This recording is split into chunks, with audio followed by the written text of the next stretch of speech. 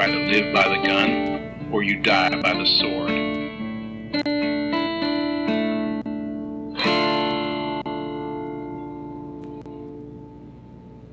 It's time to lock in. It's the first episode of 2026. Time to dilly-dally, shilly-shally, and focus on the future. Okay. And the future is, I guess, in this tried and true trope, the children are the future. Yeah, I guess it is. Welcome to the Good, the Bad, and the Weird podcast. I'm Nico. And I'm Chris. And if you haven't guessed it, we are kicking off 2026 with our animated movie of this year. Absolutely. Final Fantasy VII, Advent Children. Yeah, not my pick. Yeah, well, I mean, we wanted to do something a little different, but... This is different. This is different, especially as someone who is not a big Final Fantasy fan. Yeah, I was going to ask, I know you're adjacent in Final Fantasy, but you haven't, really gone into it. So. No. Most of my Final Fantasy knowledge does, in fact, come from Kingdom Hearts. Yeah. Which does make this movie really confusing. This movie's there's a lot of confusing things about this movie, and as much as I do love Final Fantasy VII, and I enjoy a good chunk of this movie, I have a lot of thoughts. Good. I'm not unfamiliar with this movie. I did watch this movie on YouTube in 8 different pieces with the movie really small in the corner, sped up to 1.25, with an anime background floating for free back in the day. And I watched it multiple times because I thought it was cool. Yeah. Did I realize that this was actually a movie, though? No. I don't know what we thought this was, but rewatching it, trying to focus in and really understand the plot, especially since we've already done another Final Fantasy, and that one, while visually painful, did have confusing plot. It is self-contained, at least. That one was self-contained. This one is so unself-contained that I then had to go watch a bunch of other people play other games. Yeah, so this is the sequel to the critically acclaimed, or critically milked fan favorite, Final Fantasy VII. Yeah. I did not play that game, so let's just start that off real quick. Okay, I don't know what's happening. I did do a replay of the original this year. I've played this so many times, but even then, So the plot should make sense to you, because you played the original game. It does. Okay, good. It does, but I have issues with this as a movie. Okay. So it's written by Kazuhige Nojima, and Brian Gray doing the English screenplay. Yep. Directed by Tetsuya Nomura and co-directed by Takashi Nozuo. And it is about the remnants of Sephiroth, born of the life stream, seeking to bring Jenova back to complete him, while Cloud deals with his past failure and ignores his friends. Yes. Okay, so here's my first complaint of the movie. Much like the other Final Fantasy movie, and maybe this is just my complaint of Final Fantasy, they use a lot of words that do not mean what I think they mean. And they are a lot of people named things that I would argue are not names. Yeah, so the names are better in this one. I will say with the terminology, if you played the games, it makes much more sense. It walks you through it a lot smoother. So their mechanics work. It makes sense through the game itself. And that's one of the things I'll get into of why this movie is a pain in the ass. Alright, yeah, because this movie says a lot of things, and those you said words, movie. Good job. I've got I'll get to it eventually, but there's an even worse one involving one of the later Final Fantasy games too. Oh no. Okay. But this one is starring in the Japanese version Takahiro Sakurai as Cloud Strife, Ayumi Ito as Tifa Lockhart, and Shotaro Mirukubo as Kadaj. Okay. With the English version, Steve Burton as Cloud, Rachel Leigh Cook as Tifa, and Steve Stanley as Kadaj. Yeah, yep. Something I did find interesting in looking at the cast of voice actors for Kingdom Hearts and later on. Of course, the best one. Most of the characters are the same, except for Burton and Cook didn't come back for any of the later stuff, or the remakes. That does make sense, because they don't quite sound the same, but I give Kingdom Hearts a bit of I understand it's not the source. However, all of the other worlds in Kingdom Hearts do kind of sort of follow the movie. So I assumed that it was kind of sort of similar. No, yeah. And one of the people is dead, I think. So confused. Well, and so I remember we were messaging back and forth earlier this week about Kingdom Hearts, and you're like, why did that happen? Like, why did Hollow Bastion get turned into the Final Fantasy world? I'm like, well, because Final Fantasy doesn't have a singular world up until about this era. Final Fantasy they were all self-contained games. There weren't sequels. This was the first branching. I'll get to that in just a quick second. Okay. But of note as well, the writer Nojima was one of the writers of the games the previous Final Fantasy VII game. That makes sense. And director Nomura had worked on the art for the original game, but he is the one who created Kingdom Hearts. Oh, interesting. Nozue would later direct another Final Fantasy movie, Kingsglaive Final Fantasy 15, which is solid. You should watch that one. I'll get around to it eventually. It is a prequel, and you don't really have to know Final Fantasy 15 for that one, which is kind of nice. That is beautiful, of my favorite type. But he also worked on 9, 10, 10-2, and 13 in the animation departments. Oh, that's a numbering system similar to Kingdom Hearts. I love that. Okay, so they all make sense. Do they, or is it like when developers are like, we've released version 2.5.6? 10-2 is the first sequel game. Okay. Yes, it makes sense. Gray had also worked on Final Fantasy translating Final Fantasy X-2, as well as multiple other Kingdom Hearts games, and eventually Death Stranding, which I found interesting. Very cool. But the reason I bring up these people's credentials is to point out that this movie was made by video game creators, and how this made me come to understand and appreciate how they took their knowledge and attempted to make a movie. Because there are things that I see like, okay, this would have worked within a video game itself, but as a movie and its structuring of the movie, this sucks because there should be an hour or a couple hours of dialogue between, or other things to do between these scenes. I completely agree. That does make a lot of sense for the plot. Very interesting that since a lot of the CGI work was done by VisualWorks, the whole reason that this movie didn't get directly turned into a game was because they didn't think VisualWorks had enough experience game developing. Well, they wanted to do some... Okay, so it's not just that. There's a lot of other things going on. And something we need to point out is that this is a changing point for Square Enix following the first Final Fantasy sequel, Final Fantasy X-2. That's why you think it sounds confusing, but it makes sense because it's the second 10. It's not like 10.5 or something like the Kingdom Hearts ones. Sure. I just feel like after a certain number, much like Fast and the Furious, we really need to ditch the numbers.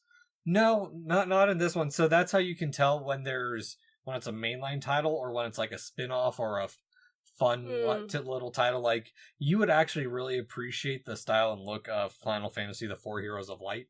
Probably. DS game remake of the first Final Fantasy, but very cutesy storybook style. I do like that style. But this is also Final Fantasy VII Advent Children is Square Enix's continued attempt to spin off and expand, and will eventually get to their milking of the fans' nostalgia for 7 specifically. I was going to say, while I'm not familiar with Final Fantasy, I do know enough about the games that, like, I feel like I can pick out characters fairly well. Mm-hmm. This does seem to be the one with all the characters in it. At least the ones that are plastered on every shirt and every piece of merchandise known to man. Yeah, and they milked Final Fantasy VII real fucking hard and are still doing it. Yeah, I can tell, because I've seen the other games. I couldn't tell you anything about those characters. You've met a couple in Kingdom Hearts. That's it, though. Yeah. That's it! And even then, like, the ones you're familiar with are Titus and Waka, 2 of the kids you fight in the beginning. Of course. And then the girl with the whip. So Titus and Waka are from 10, and that girl's from 8. Yeah, but I can't buy shit with them on it. At least not relatively accessible at the Hot Topic. Titus, you could. Probably. Yeah, Final Fantasy VII, Final Fantasy X, and Final Fantasy IX are like the big 3 modern nostalgic ones. That makes sense. But also, while series creator Hironobu Sakaguchi is credited as executive producer for Final Fantasy X, he had pretty much left Square Enix with the failure of Final Fantasy The Spirit Within. That makes sense, because, that was garbage. And he was the reason that we didn't have any sequels prior to this. Is because he didn't allow the sequels. He wanted all the games to be standalone, a self-contained experience. You know what? I think I might be with him there. Yeah, and that's why The Spirit Within is a contained experience and why it's not tied to any of the other games other than one character being named Sid with an S instead of Sid with a C. Yeah, and I feel like that makes the most sense for a genre and a game group like Final Fantasy, where, yeah, I guess tying them all together does branch out for your merching department quite a bit, but let me tell you, as someone fresh to the franchise, this makes no damn sense. Oh yeah, no, I'll go into this because this is one of the early films in like high school I made my mom watch. Oh, your mother is an angel. She's very sweet. She's very open to trying new movies. Good for her. Good for her. So, with the state of Square Enix out of the way, I do want to say our sources for today's episode only include the making of Advent Children and interviews with the creators and directors and cast and crew. Yep. And before we really dive in, Chris, what are we drinking today? Today, because we're here early, we have Liquid Death, Dr. Death. Yes, it sounded appropriate. I couldn't find Life Water, and I wasn't going to walk around the store too much longer. That's okay. Life Water doesn't taste that great, and Dr. Death does, so... Yeah, cheers. Cheers. Bubbly and refreshing, as always. Yeah, death to thirst. Yeah, I like it. And there's water in this. That's no, kind of kills. No, well, okay, water definitely can. In the movie. No, water can kill you. That's a real fact. Yeah, true. So, Final Fantasy VII Advent Children. Okay. There are things I appreciate with this opening.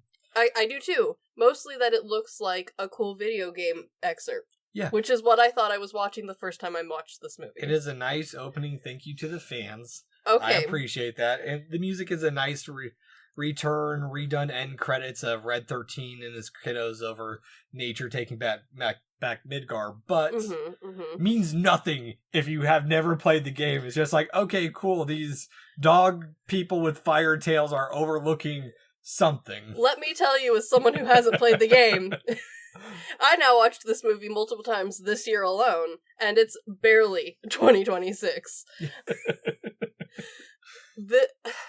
When I first watched this movie, because my friends were into Final Fantasy, and we all were kind of into that, oh, look how cool CGI could look, especially video game CGI.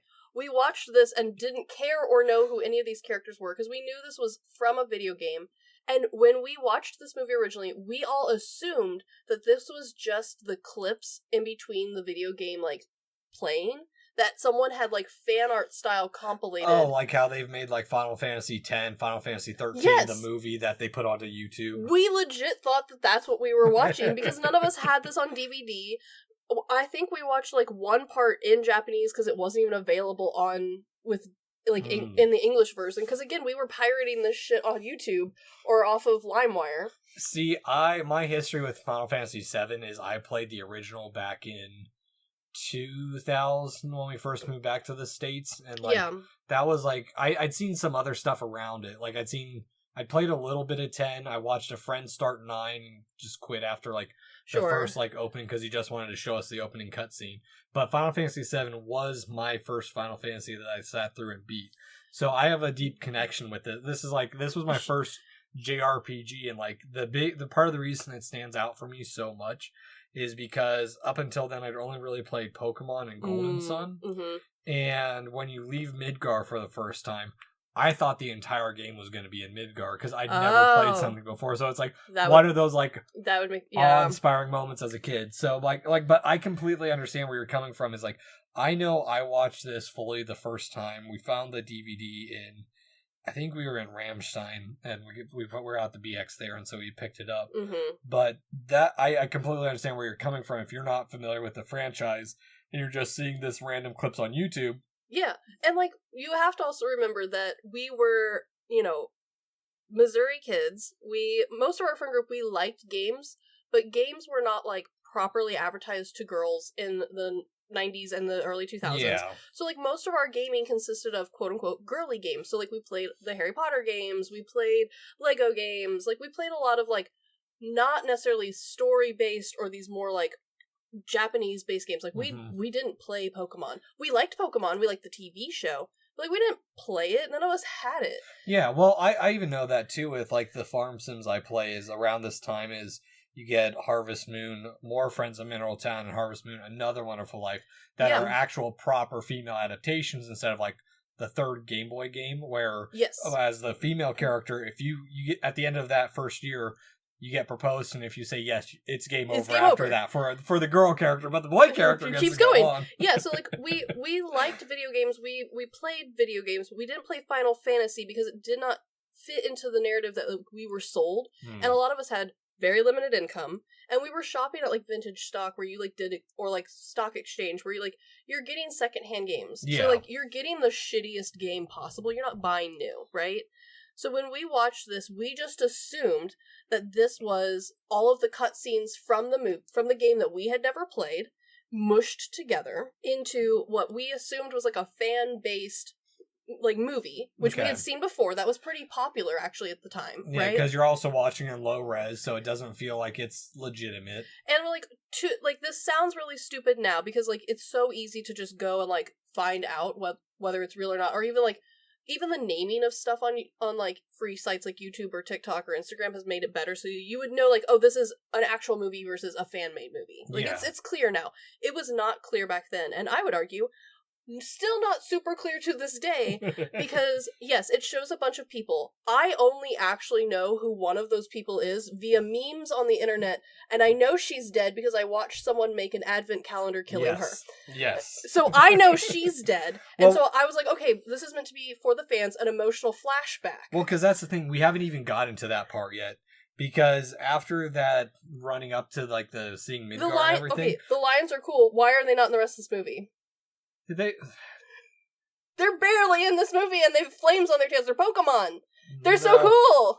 They're an ancient race of people. What's supposed to be hopeful of that is in the game. That's a big part of the plot. Is so Aerith, the person you know who's dead. Yeah. Well, let me get to that in just a second. Let me get into that in just a second. Mm-hmm. I see the problem with the movie already. Because on top of that, so not only does that opening mean nothing to you, it really does. There's also mysterious talks of people ruining everything they touch. Something about Stigmata and Mother, who you have. I don't know what that means. You have no clue who Mother is. I have no idea what Mother is. And it's coming from someone who did watch a ton of like Sci-Fi Channel movies back in the day. Like this would have been around the same time that we were obsessed with the Sci-Fi Channel. So we all assumed that Mother was like some like mythical name for some bullshit. Don't know what the bullshit is. It is never understood the bullshit. It is a mythical name for something specific in this. Okay, well, it was way over our heads, and we just went, sure. Well, because on top of that too, like we go from this mysterious talk of people ruining everything to the Turks, another group of people in the crater, because you don't even know what the crater is. No, and I won't lie, we thought the Turks meant like the actual Turkish people. Yeah. Like the ones here. Yeah. But again, like and like there's chaos happening, there's gunshots, and again, it means nothing unless you've seen it. And even then, like, because we go right from all this just random, like, kind of three things that no one knows about. Yeah. To our recap, which the recap really makes no sense if you haven't played anything else, because I'm expecting a lot of these characters to make comebacks in the movie that we're watching. They kinda sorta don't. They do. Kinda. They all make an appearance at one point. At one point being the key word. Yeah, for the last hour of the movie, basically. Yeah. But here's the thing, is like, I do like that it gives you the basic plots, some elements for new viewers, redo of the classic cutscenes, which is kind of a nice, like, yes, we realize all this stuff happens. Yeah. It's a quick enough recap to show the players who just don't show up until almost an hour into the movie. Yeah. But man, the recap really doesn't help with anything either, because again, you were asking about who some of these characters are. So I don't know them. Red 13, which is the name of the dog guy. That's the experimental name that some scientist named Hojo gave him. They were trying to unlock the Promised Land through the Ancients, which is Aerith, the girl who dies from the sword. Okay, so she is the Ancients or unancient? She is the last Ancient. Okay. So they're trying to get her. Her mom was the last pureblood Ancient. Aerith is the last of the line of the Ancients. So they're trying to But she's dead. She does die in the first game. So they're trying to get her to guide them to the Promised Land. The Promised Land doesn't exist. At one point, how Red 13 becomes involved in this at any point. He's also another race of people. He's the last of his race. And I think they just call that animals. He's a cat. No, he has, I can't remember his name of his actual character. There's also Keishi, which the cat is not a cat, it's a robot.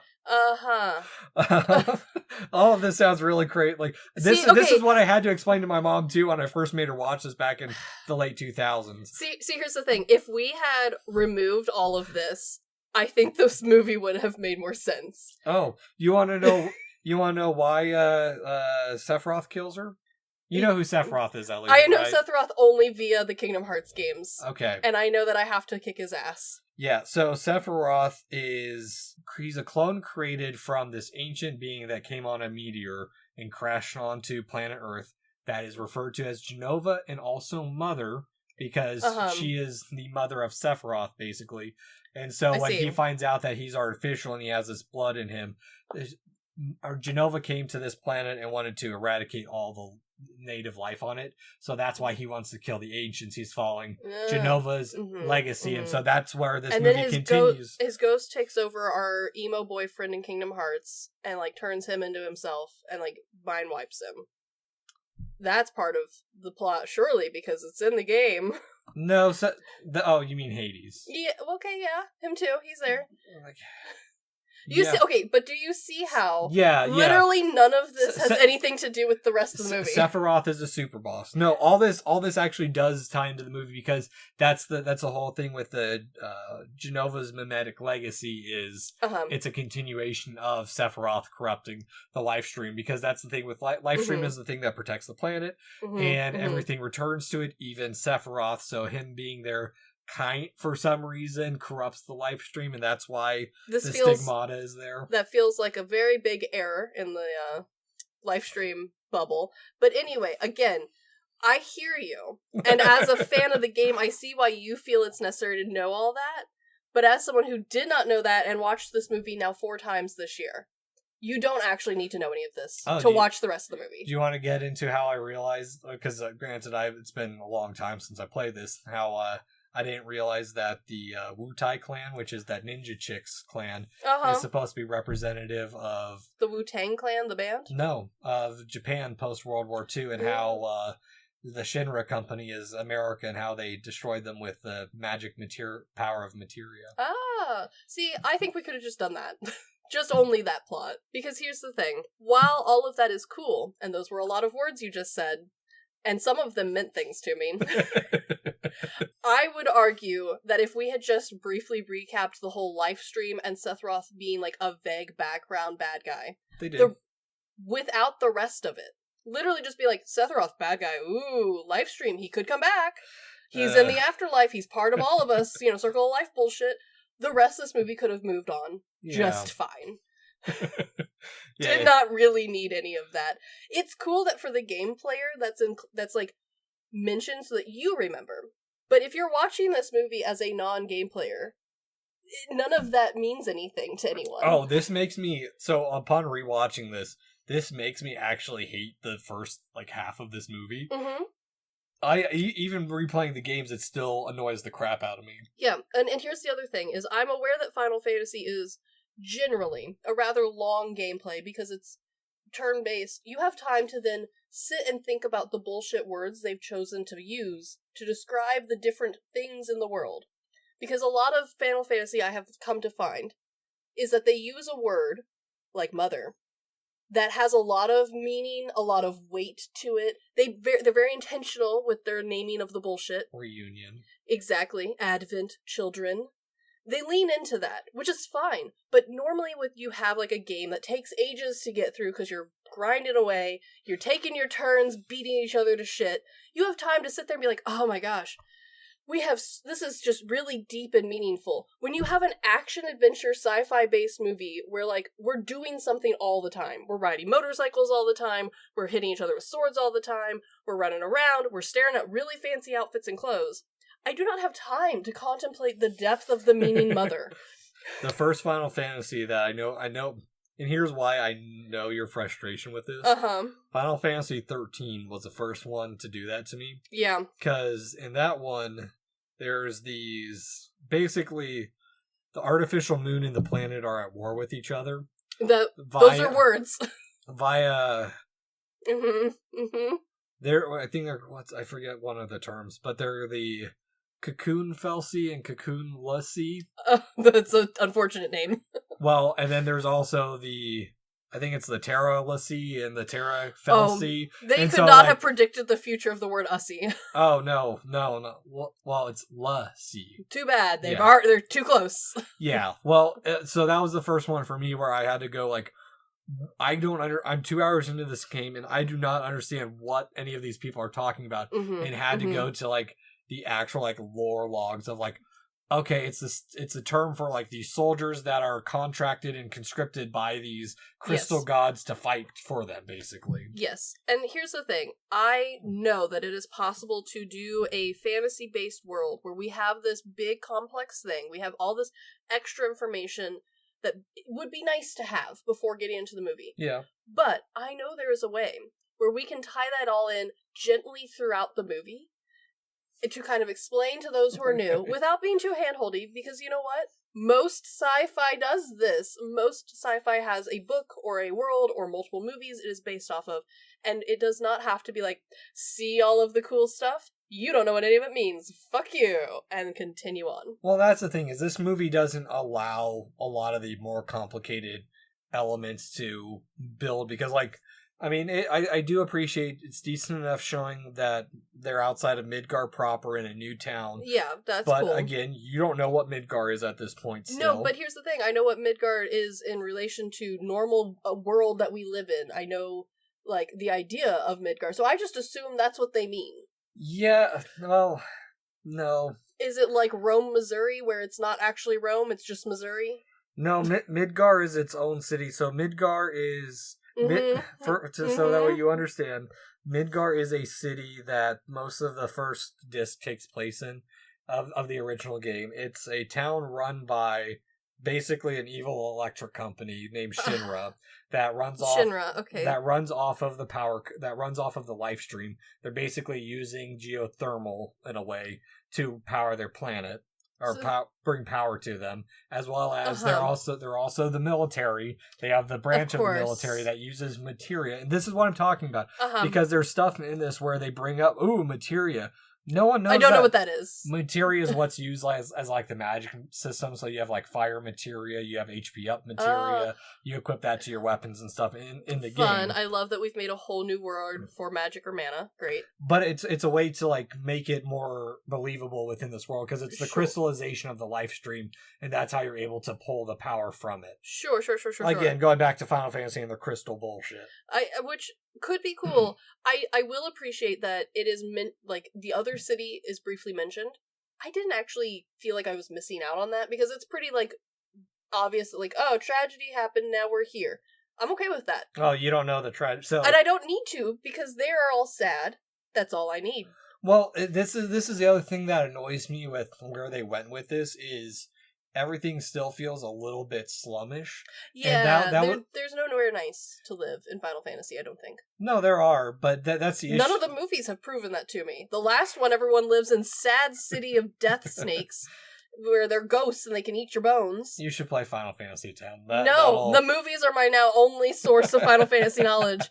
And that city looked terrible. This city looks like shit, too. Everyone's sad, hungry, and dirty. So it's also on the outskirts of Midgar. So Midgar, for what you need to know, is there were two parts in Midgar. There were the slums, and then there were the plates. So Midgar had like this big wall around it, and the plates are where the people who can afford to live there, and then the rest of the people lived on the slums underneath. At one point, and trying to combat Avalanche, which they bring up in the prologue. Yeah, they do. Avalanche is a terrorist organization that's trying to take down Shinra and save the planet from the life stream. At one point, they detach one of those plates and destroy an entire sector. Oh, I see. Yeah, all that really translated to was little matchstick children in the streets being sad, and then one dude on a motorcycle being like, I'm a cool delivery dude. And you're like, you are, but also the worst delivery man? Well, that's the other thing, too, is like, if this place is supposed to be so advanced and they're supposed to be moving on, they're just letting these people die in the streets. For nothing. Yeah, just sad and depressed. And like, I feel this focus on children with the opening narrator, and this is just a remnant of like the original draft that was supposed to be about Cloud receiving a message to deliver and send to as many children as he could, or some bullshit like that. Yeah, okay. I will point out something very quickly for those who are not Final Fantasy people.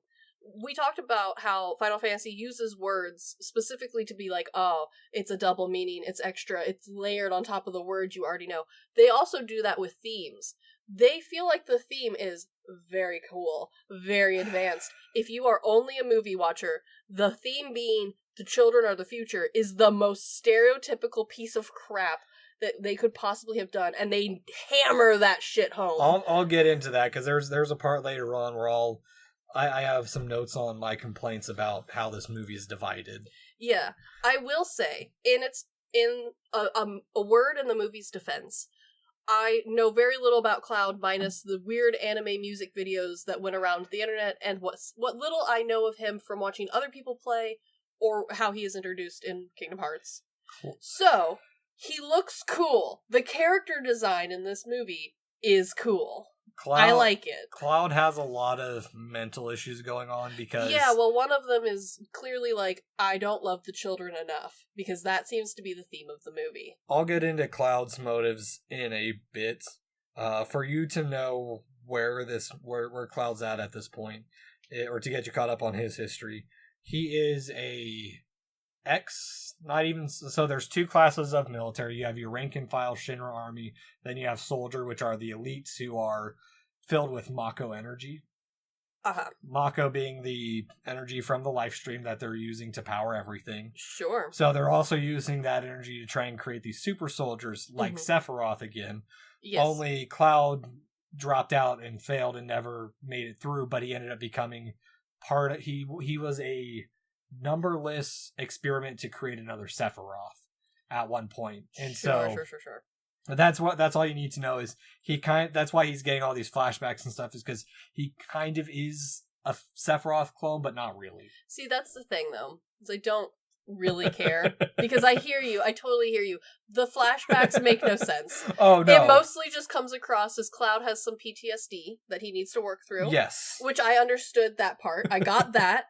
I also am aware that according to the director, a secondary theme that they wanted to gently play with was Cloud's depression and, like, feelings. I don't think it was subtle.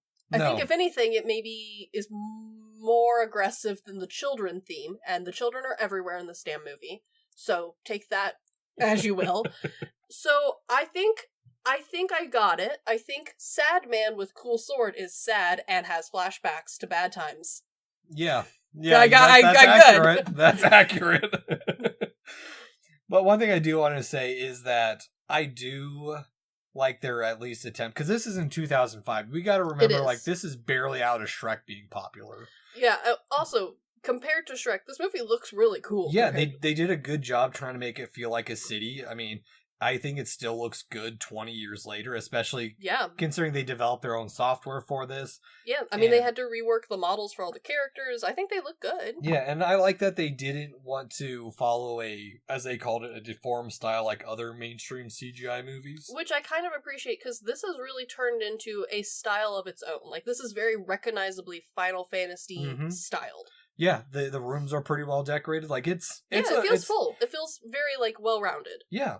But at the same time, like, looking past, okay, this is pretty, the narrator girl doesn't want Denzel to go away. And that's the thing. I don't care about her. But she means a little bit more. To me, I had zero clue, even on rewatching, who the fuck Denzel is. And I have zero attachment. I assumed it was Denzel Washington. No, I have zero attachment to this. He's not in the game. Oh, fun. I assumed he was, and that's why I didn't know who he was. Oh, I'll get into him in just a little bit longer. Oh, cool. I love that. Well, and that's the thing is, like, I know that there's so much nostalgia, and just, like, we're still, like, only 10 minutes into this movie. There's a new Seventh Heaven for the nostalgia. You don't even know what that means. Nor do I care. Because, honestly, there's so much happening, I don't care. But the other thing is, like, Cloud left his room so long, but he went to go fight while he's studying medical science and left everything on his study just open. Like, there's just a bunch of stuff. I did not understand that. Well, they're like, where are you, Cloud? It's like, he obviously is doing something. Okay, and here's the thing that I did not quite understand, is then we are told that he's now a delivery boy. I assumed he was just delivering shit. Yeah. I didn't realize he'd, like, run off to go be sad in the desert. Yeah. I thought he was, like, on a job, and that's why, like... And I was like, why are you all confused? You're the one who told him to go deliver pizza in the desert. I think 15 actually has a food delivery quest. I don't think it's pizza, but... I assume that pizza's the only thing these sad people can afford. Oh, Chris, you would love 15 solely for, as was someone referred to it as Twink Bromance Road Trip. That does sound appealing, yes. It is full of product placement. Top ramen. Mwah. I love a product placement where it does not belong. Yeah. But that's the thing, is like this one, like when we cut to the Buster Blade, which that's the name of the sword, in case you didn't know. I didn't, nor did I care. The lone wolf overlooking Midgar. I think that's a cool image. You have to admit that's kind of cool. A little bit, but also remember that this is 2005, where Wolf on Blanket was peak, like, emo, like, sad horse girl energy, but you could have horse girl or wolf girl. I just assumed Cloud was a wolf girl. No. You've yet to prove me wrong, because the wolf is the embodiment of his depression and regret, so... No, the wolf is not. The wolf is... So there's a symbol that comes throughout this game series. It's on his armor. It's a continuation of... Story-wise, this is supposed to represent Zack. Zack is the character that Cloud was trying to fake who he was and swapped his memories with him.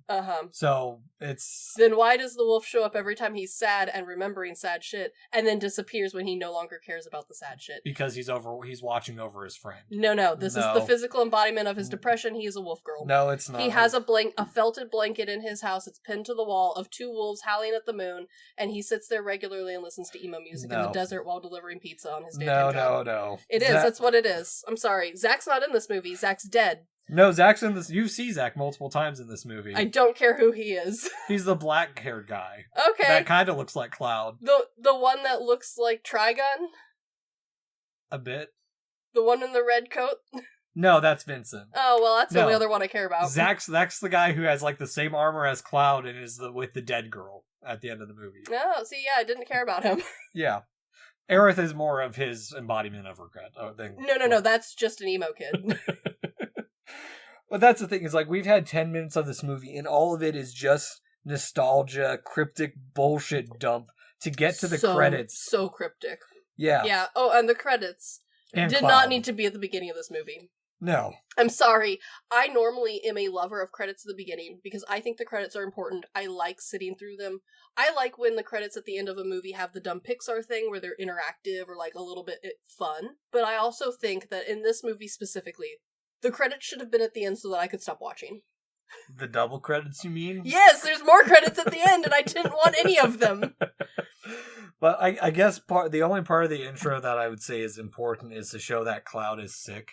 And it's alright enough. Okay, so the sickness is a new level of emo bullshittery to go along with the rest of this whole movie. Yeah. I did not feel like the sickness impacted the plot enough as a non-Final Fantasy fan to remember that was a thing that was happening. Oh, the sickness is awful. Like it's just a dumb continuation of... I guess it's this movie's attempt to bring back...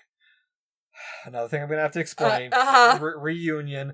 Reunion is Sephiroth gathering all the other failed Sephiroth clones, the numbered clones. Yeah.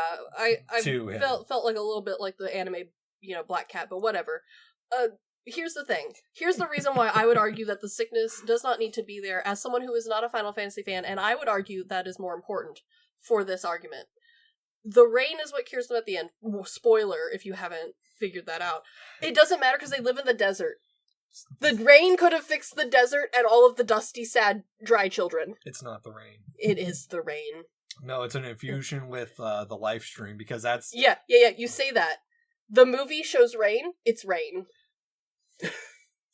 There is water coming from the sky from a cloud, that's rain. That's rain. That's the definition of rain. This movie cannot fool me. It's rain infused with live stream. And that could have caused the world to bloom and the children to not be sad and dusty. Because that's how desolate Midgar is. But that's why the church is important and why there's the flowers and everything, is because there's parts of the planet where the live stream is closer to the surface. And I would argue that the sickness part of this movie didn't need to be there. Everyone's just sad and dusty in the desert. If the rain had come like the church, everyone's now happy because church waters. I could have been happy with that. The sickness did not need to be here. No one needed to be ill. The rest of the world of Final Fantasy VII isn't this desert. Not that I know. I know, not that I know. Not according to this movie. This movie is like Trigun. They're all in the desert. They're all sad. They're living off of sadness and robots. Everyone's a little emo. No, there's not really robots in this one. They all ride weird motorcycles. Close enough. Yeah, that's fine. Well, and that's the thing is, like, the motorcycles are rough in this one, too, at parts where it's just like, you guys, like, I know your guys are trying to follow video game logic and physics. Yeah, the video... Okay, here's... From a CGI standpoint, when the motorcycles are going straight and we're not actually looking at them, they are cool. Yeah. It's just when we get, like, a full view of them, like, the CGI ground doesn't keep up with the CGI motorcycle, so the CGI motorcycle looks like it's going really fast. The ground is not going very fast. So it looks like it's running in place at like 30 miles an hour. Just a little bit. And so like the whole scene where like Cloud is like delivering pizza in the desert and then gets chased by bandits trying to take the pizza in the desert doesn't feel as cool when you watch it again on a nicer TV. I'm sorry. Yeah. It just doesn't. No, I agree. Which is disappointing because Cloud's sword parts do look cool. And I think they do register as like, oh, this could be like a video game style. Like, it feels stylized, and I like it. Yeah, well, and especially like the way they start building up the story with these dark figures kicking over the Buster Blade, like claiming territory. But again, like you know, you don't know what the Buster Blade meant. Like, but it's cool, so I'll take it. Yeah, so this sword is Zack's sword. I don't care. It doesn't impact the story in any way, I'm sorry. It does a little bit. Not when you're watching just this movie. Yeah, but also, like, them attacking Cloud means, like, it doesn't really... I just assumed that whatever he was delivering was cool. Yeah, I don't know. And also, like you brought up their names, like, people who shouldn't be named stuff. These bad guys are named Kadaj, Yazoo, and Laws. Not anymore, they're not. I refuse to accept that. And here's the thing. I will say, visually, they are... well done enough to show that they are related to Sephiroth without being Sephiroth. And then more talk about Mother that... Again, it does not mean anything to anyone. But honestly, at this point, the word mother doesn't sound like a real word. So I'm okay. I mean, I get where you're coming from. But, like, I also, like... I think there are some cool stuff, too. Or not necessarily cool stuff, but they have enough shown with them where we see their personalities. They're very childish to show that they're not, like, fully, quote-unquote, mature yet. Sure, I just assumed that meant they were stereotypical henchmen. Most henchmen are a little stupid, if not a lot stupid. Yeah. And so I just assumed these were henchmen. And two of them are particularly, well... I mean, so were the hyenas in The Lion King, and I went with that, too. I didn't assume that they were all, like, you know, extra stupid for stupid's sake. Okay. One of them chews his own leg, so, like... Yeah, I could see Yazoo doing that. Yeah, also, Yazoo's the name of a Lion King bird, so... Oh. But that's the other thing, too, is, like, while you said Cloud's sword stuff is cool... It looks cool. This scene is, like, supposed to show that, hey, there's been some time, he's had some upgrades of his own. Sure, and also okay. These bad guys can summon monsters on a whim, which is, like, kind of a cool thing to show as well. That Yeah, I mean, the monsters are okay looking. They're fun. They're a little rough CGI when you're just kind of, like, staring at them.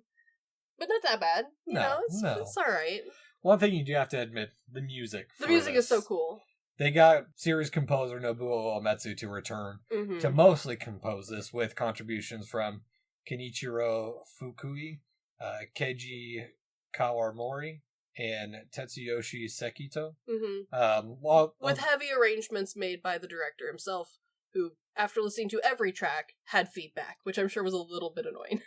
Well, but it turned out good. Well, it worked because Uematsu even didn't want to just repeat the same soundtrack for 7. He's like, well, we gotta rework some stuff here. Like, to add rock, I need someone else to add to this a little bit because all these other rock musicians, they've kind of failed when they try and do live shows because they just don't know what their what exactly the goal was. Yeah, and I agree. The music's pretty damn cool. Visually, musically, movie's great. Yeah. Story-wise, yeah, because we get all that action just to cut to Denzel again, which he brings up like I think I'm the last straw. I'm the one who's breaking up this family, and that's the thing. I don't care, Denzel. I don't care, Denzel. I had to look up who this kid is. Okay. And if you have not read or played everything Final Fantasy VII, I have not. Okay. I had to go to the Final Fantasy fandom wiki from this. Denzel's history is explained in the novella On the Way to a Smile, which here's the annoying thing, came out 4 years after this movie. That makes no sense. So makes no sense. I just assumed he was their kid. Yeah. I just assumed they had a kid. So for those who don't know, or fans, long story short, Denzel is caught up with them because he was supposed to move to Sector 5 onto the plate. Okay, I explained this the earlier. world, the nice world, yeah. Yeah. Parents sent him ahead after learning about the Sector 7 plate collapse, and his parents didn't make it. They died under the plate. His next caretaker died, protecting him from the life stream, stopping Meteor, and containing one of the first people to die from geostigma, the disease that's now ravaging everyone. Yeah. Next character also died from geostigma. So this kid's Typhoid Mary. No. Everyone around him's dying of the disease. There's a lot of people dying. It's not him. He's a lot of people died of typhoid. He hasn't got the disease yet. Typhoid Mary didn't think she did either. Yeah. Well, he found some fellow kids, but he was abandoned because he was an asshole, making fun of them for being slum dwellers, even though he was kind of slum dweller before this. Okay, so we need to maybe kick him a little. Yeah. Find Cloud's bike and phone, calls Tifa. Cloud takes him to Tifa, and now they're family. That's the story is, sad orphan child is sad for no reason other than geostigma being a ticking time bomb, and for some reason this is the rift between Cloud and Tifa, I guess, for him. Oh, okay. I just assumed he was their child and that he felt like he was the last straw because they're young parents. No. In a sad world of desert. No. Which I argue is less complicated than what you just said. Oh, also the little girl that's hanging out with them? I don't care about her. She's also not their daughter. I assumed they were that was his best friend and that she just hang out the whole time. No, she's the daughter of the one black guy in this movie, Barrett. Oh, okay. Yeah, I didn't care about her. Yeah. Also, she's not really his daughter. She is according to me. She's the adopted daughter. That's fine. I'll take that. Well, that's less complicated than whatever that was. Which it's kind of funny too, because like you get a call for if you again you haven't played the game, you get a call from someone named Barrett telling you found a whole field of oil, which is comedic. Not if you don't know the game, because this is showing how history repeats. Since Barrett was the ex-eco-terrorist who was blowing up all the Mako reactors to try and take down Shinra. I just assumed we needed oil for the motorcycles and stuff. Well, they're trying to find a replacement for Mako energy, and instead he's found oil. Well, that's fine. But again, someone you don't know if you haven't played the games. Honestly, didn't care either. He's just a character. He's just in here. Yeah. Well, that's the thing is like that, because when he gets this call, he's heading up to, it feels like filler while he's heading to like the next location that he's just called to. Yeah. And I mean, we get introduced to Shinra, who was the still kind of president of the Shinra Corporation, which I guess is still around, and for some reason people trust it still. Yeah. Which, that's the lazy thing about this, is like, they had to do a flashback to show how he got injured, which I'm not going to go into, that's a whole other thing. Yeah, didn't care. Didn't matter at all to this movie. Yeah, it's just a bunch of exposition about geostigma and the cause, and while reminding us that even Sephiroth returned to the life stream. It's like, okay, we have to put in that name here somewhere. Yeah, and okay, I will accept the live stream bullshit as like useful for those of us who are not in the know. Yeah. Right? I feel like we could have just had normal background characters that don't do anything and no one cares or knows about. Well, and even if like you wouldn't even know who Sephiroth is if you didn't play Kingdom Hearts. No, that's true. Granted, I would argue though that for Sephiroth specifically, I don't need to know who he is. In fact, I would argue maybe it's better I don't, because his character design is clearly evil villain. Yeah. That's all I need. Bad guy, fight other dude with sword. Emo kid, sad. Yeah. Story. He got blonde hair, he good guy. Honestly, that does seem to be the theme of Final Fantasy. There's a lot of blonde people who are the good guy. Yeah, Tidus from 10. God, what's his name? The main character of 9. And then the evil villains are just the most evil villainy that you could possibly be. Oh, guess what the dumbest Final Fantasy final boss name is? Boss, I don't know. Close. X-Death. That's really bad. But that's the other thing too, is like they have so much that they have to explain even to like new people of like Kadaj and his group, which I find the video that they show kind of funny because it's something. Well, they're just naked in the crater and some in their own clothes. Like, which what? Did we need to be naked? Here's where it boils down to with specifically this Final Fantasy movie. We've thought too much. Yeah. We've had too many thoughts. Less thoughts needed. Because I know that if we wanted to, we could now have a 10-minute conversation about why them being able to summon clothes and being naked from the first spot is important. Oh, no, it makes absolutely no sense. That's the thing. I bet you someone could find a way to make it important. Because that's how this entire franchise is every detail is meant to be important. Every character is meant to be a character that's fully developed, which is why we have no random-ass background characters in this movie. Oh yes, the Moogle dating sim from the Golden Casino is so intrinsical to the plot of everything. You will notice that didn't make it into the movies. Yeah, I know. I would argue that they really wanted everything to be very thought through and everyone have a very deep background, which is why we have no normal backgrounds like, I'm a child, I live in the desert, and thus I'm sad. There's so much you don't know about this. And that's why I would argue that maybe we need to think a little bit less about this movie when writing these movies. Maybe just don't worry about it. So you're saying just dilly-dally, shilly-shally? Yes, actually I am. Because here's the thing, especially having listened to the director talk about his film and how much detail and symbolism he felt he embedded into the film, along with all of the Final Fantasy elements that he really hammered in here, right? My critique to him specifically would be, what about just a normal dude? What if we don't have to worry about why they're naked in the first place? What if they just have clothes? Yeah. You know? Like, what if that just happens? That's okay. Yeah. Well, and also, like, I mean, all that's just dialogue to try and explain crap to us before we just jump again. Because, again, this movie is just a bunch of back and forth of, and now we have to go here, and now we have to go here. Now we're back at the chapel where Tifa and Marlene are jumping to the conclusion that Cloud lives there. An interesting choice, because that does kind of imply that Cloud is either, like, a monk or homeless. Both of which feel correct as someone who is not a fan. So, the other thing you have to know is, like, this chapel is actually really important. Again, drama reliant on knowledge of the past relationships in the game. This is where he meets Aerith, dead girl. Dead girl. Okay, I know that the chapel's important only because it's the only place that's not desert. Yeah, it's the only place in Midgar that wildlife grows. Yeah, so, like, I get the vibe. I feel like that's good enough. I didn't need all of the, like, extra, though, because the vibe was good enough, right? Yeah. You know? Yeah. Now, I will say with this scene, the close-up of Marlene's face is creepy as shit. Yeah, from a distance, the CGI looks great. I would argue we don't need to zoom in. No, not at all. And that's the thing is, like, we go from this to cutting back to Reno and Rude, the two Turks with Shinra. Yeah. Just having a conversation and trying to, like, build emotion about the two dead in the crater while smoke comes from the door, and it's like, I don't care at this point. I don't either, and also, this movie keeps trying to pile on the mostly sad emotion. There's not a lot of other emotions to this movie other than hopelessness, a little bit of hope, and then sadness, right? Yeah. And we're already kind of at max sadness. We're already maxed out on characters that are clearly emos. Feeling all the feelings, regretting everything in their lives. I don't need more.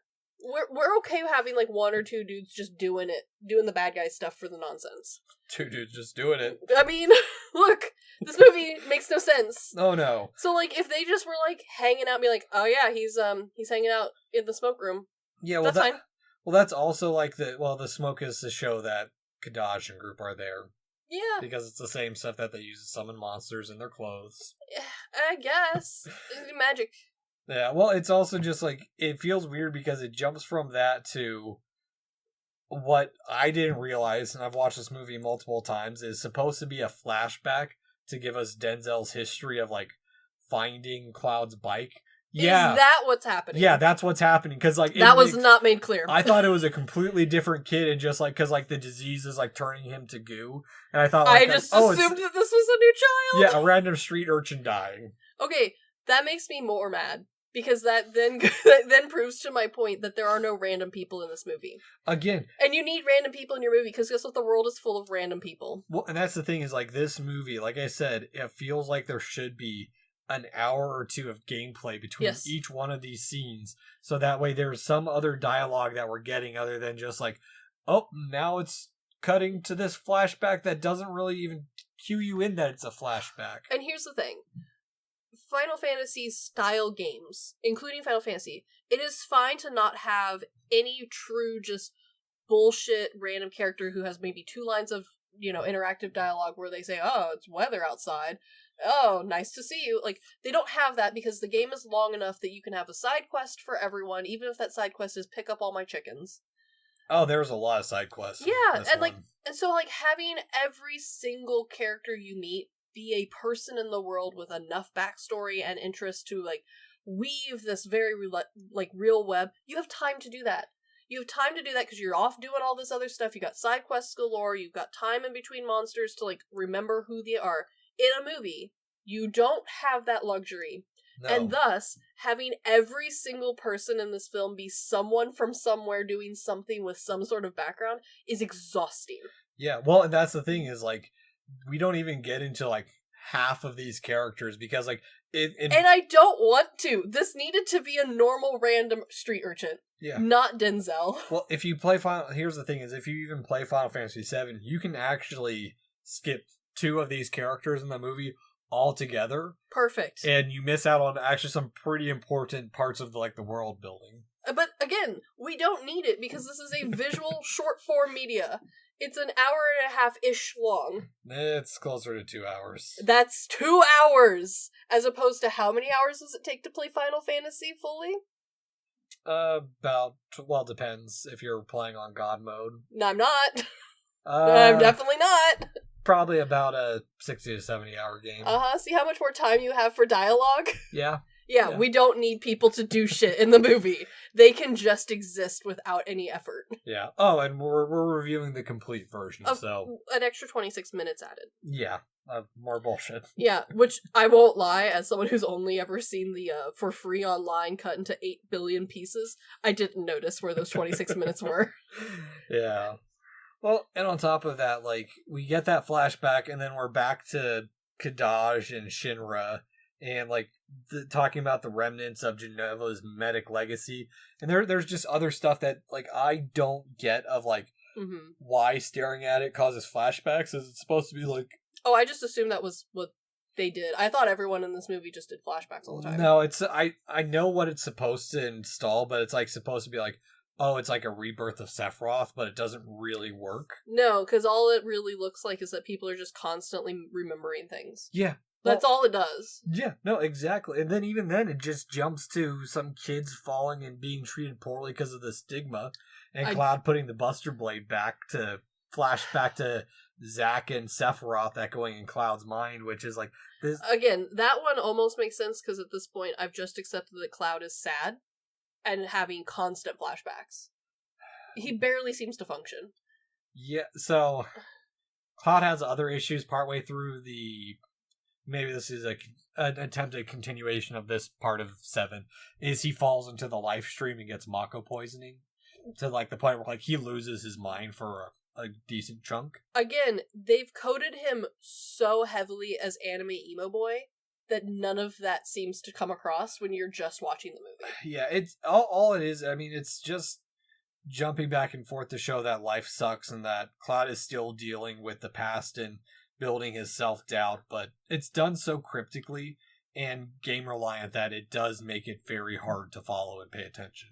But it looks cool. I'll give him that. It looks cool. Yeah, and this is where I realized my first issue with the first half of this movie is, like I said, all these edits feel like a game, but it makes so much sense knowing that these are all these game makers' first attempt at a movie. And now you see why I assumed that this was just the gameplay footage that fans had edited together. Yeah. I can 100% see that. Yeah. We just assumed we were missing dialogue. Yeah. But I probably will get to one of my favorite parts of this movie is the Tifa fight. Again, jumping back and forth. I did like Tifa fighting. It does, however, leave some confusion for later in the movie when Tifa does not fight. Yeah. Well, because, here's the thing is, Law shows up asking for Mother, and then it's just let's fight. Yeah, again, I assumed I was missing some, video game dialogue options that, just led to this, and it worked for the, fan movie. I won't lie, it's cool, and not knowing much about the character, I assumed based off of her character design and the scene, that she was going to play a bit more of a fighting role in the film, which I was excited for, and then desperately let down. Yeah. Because this is kind of it. Well, and classically Final Fantasy-wise, she is technically the monk class. Which is fine. And, like, you kind of get that via some of the character design with her costuming and how she holds herself. She's cool. My complaint is that she's cool in just the scene, and then she, like, gets... Because this movie tries so hard to hammer home that the children are the future. Yeah. Thus, she kind of just gets turned into the mother character. And there's just, like, no more fighting from her. She just kind of accepts that she's going to be sacrificed for the children at multiple times. Well, she's just mainly there to, like, fight and be the eye candy, per se. Which I could have used more fighting, more Street Fighter style shit. Yeah. Could have been cool, and at multiple times from this point on, she literally just stands there and is like, don't hurt the children! Well, she's got to be the last, someone's got to be the last line of defense. She's not trying, is my complaint. We've been proved that she can fight. Mm-hmm. Because there's other characters that I could see, mostly the dead one, where, like, she doesn't do anything, fine, fits the character design, it fits what I've seen so far of her. She's the white mage healer, so they're usually dead. Not strong. Well, she's dead. And also, like, not shown to do anything. Tifa is shown to do something, and then does not do the thing that she's apparently designed to do ever again. Yeah. Why is she doing this? Like, change the character design if she's not going to fight ever again in the movie. Or give her a different role. Or kill her. I don't care. Get rid of her. Have her go on vacation somewhere. I don't care. Yeah. There are a couple things that I have. Like, I do think the, like, fanfare ringtone is kind of a fun nod in this one, but... I did catch that. That was, like, I felt like, oh, that's clearly a nod for the fans. Yeah. And that was fun. But there's other stuff that doesn't make sense of, like, why does Laws have a cell phone? Did they manifest these cell phones and these weapons like their clothes? Okay, so the level of futuristic was unclear to me, because we have motorcycles and cell phones, but we mostly use swords, not guns. But we have guns. Think in the lines of steampunk. Which was kind of where I was going. But then a few other times that just, like, doesn't bother to follow those rules for, I feel like, the movie's sake. To, like, I'm guessing try and fit in certain specific plot points from the game. Could not tell. It's not consistent in its style. Or what is available to the characters to do. Yeah, because, like, again, we're living in the slum streets with the sad, dusty children. We don't have we don't have tents, we don't have tarps, we don't have a washcloth, we have nothing. We just have swords. Fun fact, there's an item in the game that's called a tent. Yeah, have the children live in tents. That heals. Well, they're supposed to be street urchins. There's no place for them to go. But again, we live in the future.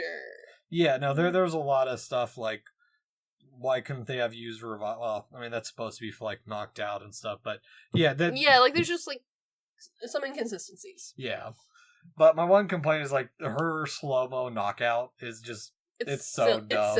It's silly. But again, it implies she's going to be really cool later in the movie when we're doing the big boss battle. Yeah. And then she doesn't do anything. Yeah. Well, it's also a scene to show that this group is overclassed. We've seen them do that to Cloud, and now they're overpowering Tifa.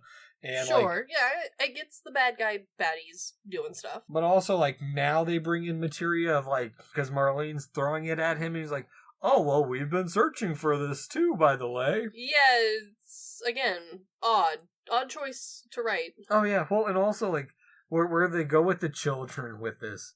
The children part is weird. Yeah, because in the next scene, it's Laz and Yazoo and Kadaj just collecting street urchins. Like, there is no stranger danger in this world. None. And they don't even need free candy. It's just like... No, there's no puppies. There's nothing. They're just like, hey, are you all sick? We might be able to cure your family. Yeah. And it's, like, not even, like...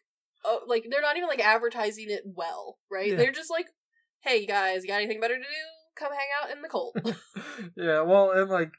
Even from there, it's such a quick scene to return to Cloud to the church, and then he just passes out for a nap session with Tifa and Flowers.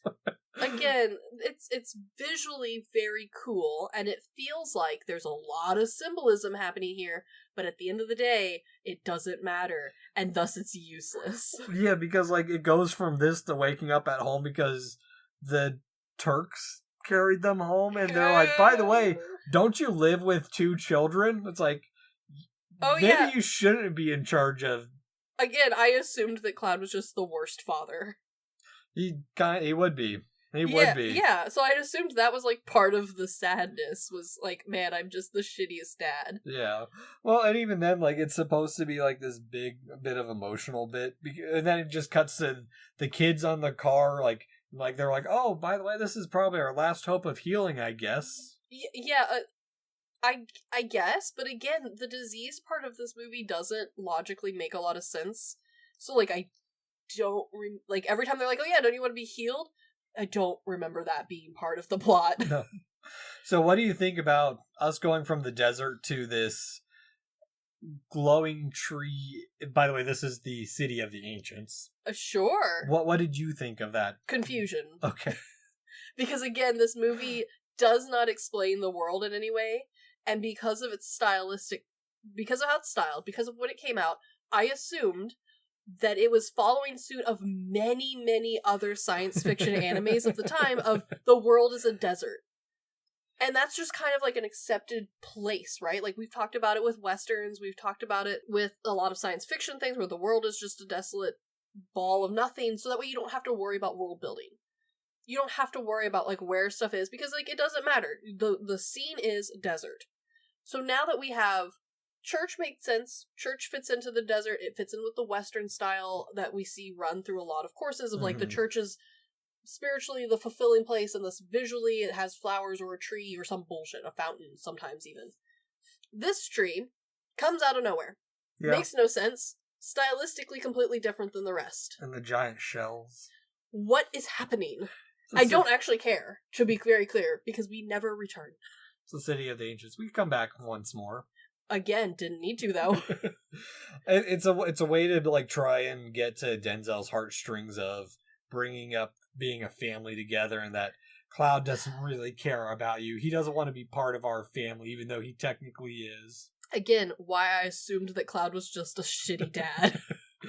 Yeah. The movie doesn't play as in, like, Denzel is a sad, very complicated backstory orphan. It just kind of, like, it sounds like Cloud's a really absentee father. Well, and that's the thing, is all these emotional bits are bouncing back and forth, because we go from that to just now a flashback of something that happened, like, not that long ago, like, right after they wake up and the Turks are like, by the way, the kids are gone. It did not need to be a flashback. We could have just had that as part of the scene.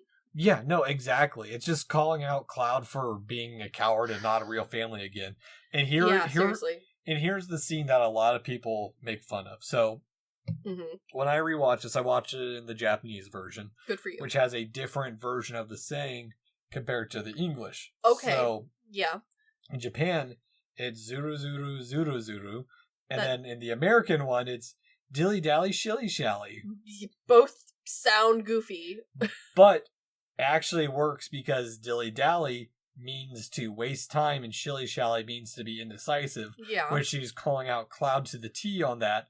But it's focusing too much on the past. It's kind of the same thing, because in Japan, the zuru zuru is an onomatopoeia for being slow and lethargic, or being weighed down and dragging your emotions. Again, this movie does a lot of work on the words, and technically they're right, but as a casual watcher, sounds stupid. Yeah.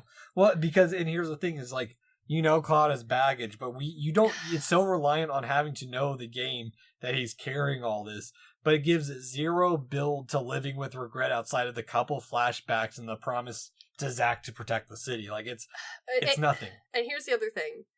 The reason why characters like Cloud feel stupid, why they don't usually stand up to a higher level of writing scrutiny, is because we have never seen Cloud be anything other than sad and depressed and with baggage. Yeah. He's only ever shown us like that. He never has a moment of break. He never has a moment. We never see him beforehand. We never really even see him afterwards either. We just get like the briefest little like, oh, the baggage is gone. You've done it sort of mindset, right? And I get that it's supposed to be reminiscent of the lone horseback rider in Western styles. Yeah. But the reason that those work and these ones don't is because those do not spend much time actually focused on our main character. Whereas this one, we do nothing but look at Cloud's sad emo face and his sad backstory and everyone's sad backstory. Yeah. And so thus, they don't feel like it's truly a weight. It just feels like that friend that will not stop talking about the time they stubbed their toe. Yeah, you want to know what the bigger disappointment going from Kingdom Hearts to Final Fantasy was? What? Other than the fact that, like, the shoes are smaller. Yeah. Well, not this one specifically, but do you remember Squall? I do. Kingdom Hearts, the Gunblade guy? Yeah, he's cool. Yeah, he's a whiny, emo little bitch in Final Fantasy VIII. He is completely different in 8, and he is awful. So you're telling me everyone in Final Fantasy is a whiny emo bitch? Kind of. Oh, that explains a lot. Final Fantasy VIII's a lot of parent issues. They're all orphans and have 0 personalities. Outside, they're all orphans. I would like... What number are we on? Are we on 20 yet? No, we don't... They haven't announced 17. 16 was the last one, and that was... I would like to make a proposition for the next one, 17. I would like to say make it 2 important reoccurring characters, doesn't need to be part of the main party, 2 regular characters with no sad backstories. You guys can do it. I believe in you. You can write a normal person. His only sadness in life is that his Hot Pockets burned his mouth a little this morning. 16 is kind of realistic. Or believable character. Mm-hmm. 16's a return to medieval high fantasy Oh, crystals. so the only sadness there is no flushing toilets. No, there's a lot of slavery. Oh, good! Yeah. Great! I love a game based on slavery. Yeah. It's my favorite genre. And Warring Kingdoms. Oh, good. Yeah, 17. A normal man. Please, for the love of God. Final Fantasy. You don't even play them. No, I don't. I'm just arguing just to help. To kind of, refresh the genre. You cannot write every emo person on the planet. One of them needs to be normal. Please. One normal person. Go back and play Final Fantasy 1. You're just 4 heroes. That would sound... Yes. That beautiful. I can imagine that the innkeeper lives a perfectly normal life. Yeah, except they're basically in a time loop. But that's fine. He's living a normal life as far as he knows. Yeah. And then also, like, when we cut back to the baptism for the children, the child army that he's creating. This is so stupid. Like, that's the thing is, like, it makes no sense. I don't even know what he's doing. Like, even going with the game, I don't know what he's put into the water. I don't know how this is corrupting the kids, or, like, I get what it's supposed to be doing, because this is the place where they laid Aerith to rest. They let her drop into the lake and whatnot. Sure. It's just so poorly executed. It's just, like, it makes no sense. To a non-Final Fantasy viewer, it looks like they're just baptizing them into a weird cult religion. Yes, no, that's exactly what they're doing. But with no other background knowledge. I don't care that so-and-so is dead here. It just looks like John the Baptist is gathering up the little orphans and baptizing them for his child army to rule the world against the Geneva Conventions. The Genova Conventions. Yes! You see why I'm confused? I assumed that was intentional. No. I assumed that they were using children for war, and that was a play on words. That's the plot of Final Fantasy VIII, is they're using orphan children. God, they really need to find a different sadness. Army city schools that can travel. Oh my god. Final Fantasy, please. Type 0 is technically a child army. There's a lot of child armies in Final Fantasy. Are they okay? There's a lot of child armies in anime. Are you kidding me? Well, yeah, but that's because anime is allergic to drawing adults. Video games have this similar. I don't know. I feel like we can do it. I feel like we're in the future now. We can have normal adults and normal children in our video games. Yeah, maybe. But I do like, at least this next transition, I think, is well done, where it's cuts up to the moon and Cloud, but then I like that transition, but then it just cuts to him thinking about Aerith and asking for forgiveness. Again, this is really reinforcing my theory that Cloud is just a wolf anime girl. Because we're reintroducing the moon. The wolf is Zack's symbol that Cloud has adopted because he was pretending to be Zack, even though he didn't realize he was pretending to be Zack. Yes. You can say that. The imagery is telling a different story here. No. He's sad. The moon sad. Is his only friend. He walks a lonely road. The only one he's ever known. But no, I agree. This is an emotionless scene because you have to know like the game and like know what happened to Aerith, because the only thing you see, the only other time you've really seen Aerith is an hour ago. Yeah, I don't remember the one dude with Sephiroth falling down onto her. Yeah, I don't remember her hardly at all. Also, this would be more sad if Cloud literally had any other emotion but sad. So it doesn't register as sad as it could if he had like previously been happy with the children in any way, as opposed to the worst father and apparently annoyed that children exist. Yeah, well, he's not annoyed children exist. He's just out there trying to find the cure for some reason, while also being this is the most anime plot ever. What are we delivering? Dirt? There's nothing in this world. I don't know. People keep calling 7 heaven, and he doesn't live there anymore. I don't understand.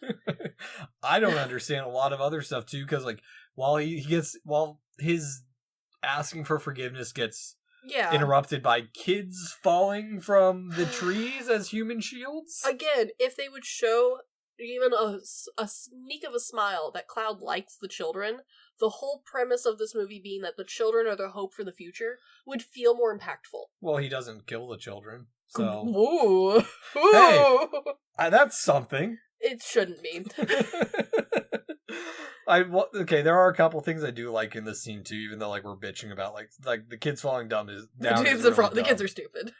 The double katana, cool as shit. It's very cool. It's very cool. And the weapons of this movie are great. Oh yeah, the integration of like the different swords he has. It's very cool. There's the little things that I know you didn't pick up on. Nope, and I didn't care. Because there's like when he does like that beam thing. That's that beam energy thing. That's the limit break that he's doing, and it's a. I just assumed that was like the Legend of Zelda. His hearts are full. Well, it's a good way to show that he's being pushed. Limit breaks in general are after you've taken enough damage, you can release a so it's the opposite attack. Of what I thought it was. Yes. Okay, well, that's too bad. Yeah. So no, it's not health is full. He's being pushed to his limit. Just assumed that him and Zelda could both like do sword swings with magic. Well, technically, yeah, if you equip the right materia, if you do elemental and fire. I just assumed that's what he was doing. Yeah. But there's another part, like, while I praise a lot of the rest of the movie for looking good, some of the movement is rough, and specifically in this scene, the cloth that appears and takes Cloud away. Yeah. For characters that have a lot of fabric doing a lot of stuff, I have a higher expectation for this scene because the rest of the character designs look good, and the capes look good, the scarves look good, the extra little weird belts that you buy at Hot Topic to hold your wallets, those all look cool. Why does this one cloth look like it's rendered completely differently? Oh yeah, it's really rough. Well, I think partially because Vincent is a little otherworldly. So here, okay, so it's intentional, maybe. Kind of. So Vincent is a weird character. Yeah. He is one of the, like I told you, there's a couple characters you can miss in your playthrough of the game. Fun. You can miss Vincent. Interesting. He seems important. Not like a lot important, though. He kind of is, because he gives you the backstory of who Sephiroth's father and mother actually are. Oh, I don't care about that. He was in love with Sephiroth's mother. I don't care about that either, because guess what? She's not in this movie. She kind of is. Not really. Sephiroth's kind of dead. She's a head in a box. That doesn't matter. She's in the movie. Do we drop kick the head in the box? Does he kiss the head in the box? It gets shot. Oh, well then I really don't care. Yeah. Well, like this scene is just like, it's Vincent just there to explain the stigma again and like what Kadaj has already told us. Okay, like, so then we're not even getting new info? We're getting retold the info we already know?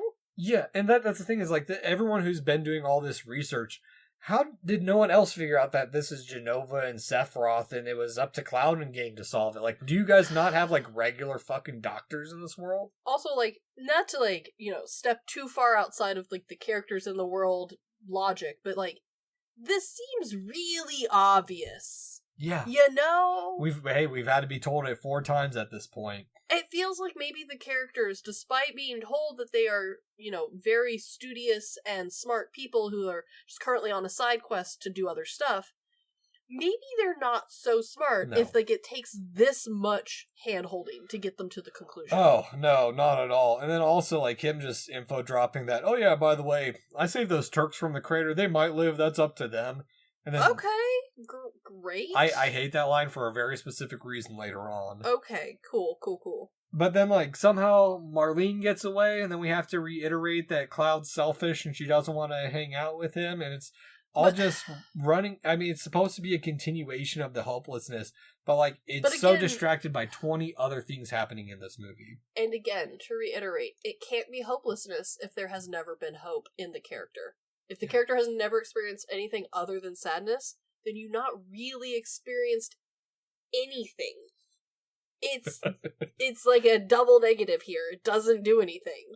Yeah, it's just it's emotional baggage with no real explanation for you. Yeah, and also the baggage feels like maybe if we would just, like, have a cup of coffee and maybe journal about our feelings, we'd feel better. You must really hate the phone scene when it's just like... I do. Yeah, I do!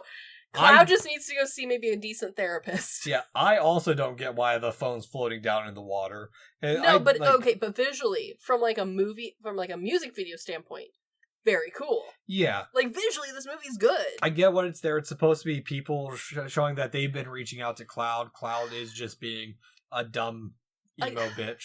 Yeah, and again, it really just reads that Cloud is the worst. Yeah. And you don't really feel it, like, it's starting to make it so that I don't feel like any connection to Cloud. Yeah, it's supposed to be the scene of him being released of his baggage, because Aerith says, like, I never blamed you, not once. You came for me, that's all that mattered.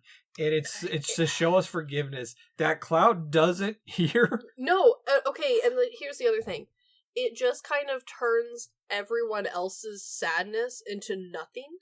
Because it's like, oh, well, it visually looks like it's symbolizing that they have all been, like, released from their bonds to Cloud, right? Mm-hmm. Which means that their emotions no longer, like, weigh on me in any way, because it's like, oh, you're no longer important. You've cut ties with my main character, and his only emotion is doom and gloom. So, like, what am I, as the audience, supposed to be connecting with here? Yeah. Like, not a lot. There's not a lot of options here anymore. We've given up.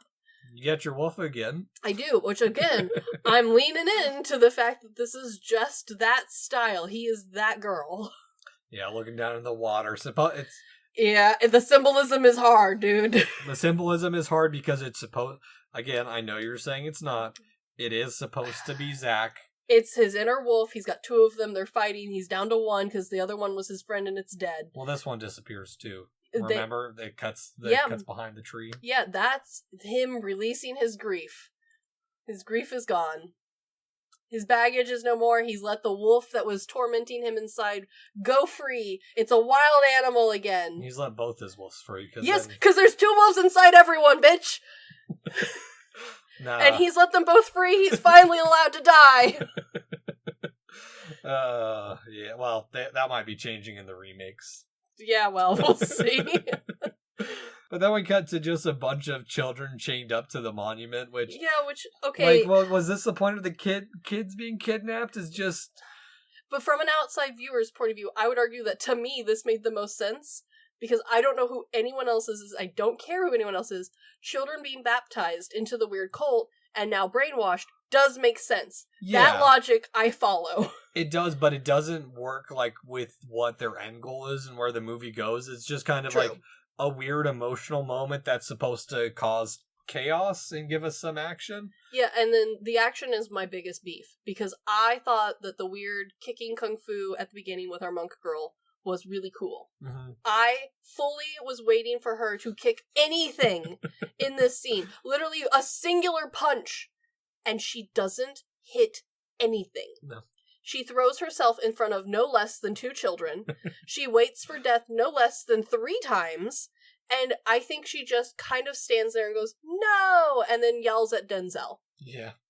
Well, punch something! Good God! Well, I also think the scene doesn't make sense or work either, because Kadaj and crew is just like, oh, Mother has to be in this monument. It's just like, where are you guys getting this information? It's just like, okay, we gotta put it here because we need some type of action to continue the plot. And remember, if you haven't played the games, Mother is a vague concept. Yes. So now Mother has gone from a vague concept of a spiritual, like, bullshit to their cult, for me, to a physical thing in the statue. Yeah, she's supposed to be.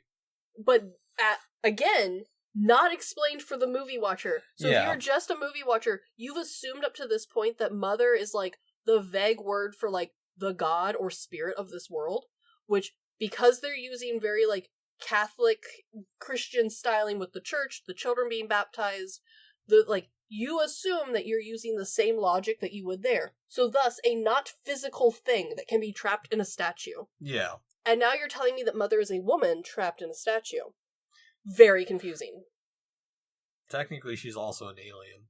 Like, which would have made more sense if we had, like, done anything for the movie viewer to show them that, like, she's an alien and thus has, like, weird powers you don't understand. They do briefly explain it in that opening prologue, but of course... But it's not... It doesn't stick. Because we go through all this, like, Christian ideology of, like, baptism and the church having life in a desertless world, and the reason Cloud lives there is because he's useless and sad and hoping to absorb religion into his soul by sleeping in the pews. It's for him to be closer to Aerith in the live stream. Again, which all of that symbology makes sense until they break their own logic because they are using ideology and symbolism that doesn't match with the words they're saying. Yeah. Again, we've thought too much about the thing. Think just a little less about it when you're making it, so that way it makes more sense. You mean make it less reliant on the original game? Or just maybe, like, slightly change your terminology so that way it's not so heavy-handed with a symbology that comes preloaded. If you're going to use pre-existing imagery or symbolism, great, but you do have to kind of stick to those rules. You can't just use them for the sake of using them. Yeah, not like a Biotical and using all their... Yeah, exactly, actually. Yeah. But even then, like, the action's broken up by Cloud dropping off Marlene, and, like, Marlene knew he was trying to find the cure and not to be so selfish, and it's like... But how did she know that, though? We've all spent the whole thing just proving that Cloud is being selfish. He's the worst dad. He's not being selfish anymore, but it's just a dumb reiteration of he's already moved on from there. True. Again, his inner wolf has let go. He is a free man. Yeah. Well, and that's the thing, is like, the from here on, I like the rest of this movie. I do too. It's actually cool. Yeah, exactly. It's pretty cool. If you had incorporated more of this early on, I think it would have been a lot better, because the summoning of Bahamut is really cool. It looks great. And, like, it's just like one blast. And this is why, like, if this was your goal from the get-go... Just do this. Yeah, why did we do anything else? Why did you chain the children to this statue and cause chaos? And I'm not gonna lie, I know it's gonna sound really rough, but up until this battle, we haven't felt any, like, real weight to the, like, sadness or direness of the world, because all of it has happened in the past. So for a moviegoer, it doesn't feel very real or, like, impactful. Mm-hmm. What if the children died? Then I would feel bad, and, like, maybe there's some consequences. Yeah. What if they actually put the child army to use? Yes! I know it sounds terrible, but, like, again... It does, it's awful. But the part of it is because this movie doesn't feel like it has any real consequences. Yeah. Partially because, yes, this scene is really cool, but we already know that Cloud and supposedly everyone else is pretty overpowered, and it comes with the, like, idea of, this is a video game, I know there's a bunch of them, I assume by this point, my main character, who this is a continuation of a video game that I didn't see, it comes after that video game, I assume you're fairly powerful. Yeah. I assume you can kind of sort of take the monster unless proven otherwise. Well, okay, so summons are a little bit different. They're not like your average day monsters. And they do prove that to you, yeah. Which is cool, but they also, like, prove that they're not a one-hit kill sort of situation here. Like, we have some room to, like, worry about fighting it and, like, try. Yeah, and I think this one, if I remember right in the fan wiki, this is called Shin Bahamut or New Bahamut. Okay, cool. And there are some really cool. I liked a lot of like the design around it. The designer Takaya Takaumi said that there was no real meaning other than like he just liked the Jumon period. Oh, thank God, someone with just a sense of style. Yeah, which for those unfamiliar, this is the period in Japanese prehistoric history notably known for their rope pattern pottery and the dogu, which people who have played Animal Crossing are familiar with. I am familiar. So this is that era of like what he's inspired by. Yeah, and it looks cool, and the fact that none of that means anything feels like a nice breath because it just looks cool. Yeah, same with Barrett's tattoo. That's a new thing that they went to an actual tattoo artist to be like, hey, could you draw something for us? They just got some flash art. I love that. Yeah, or custom, not even flash art.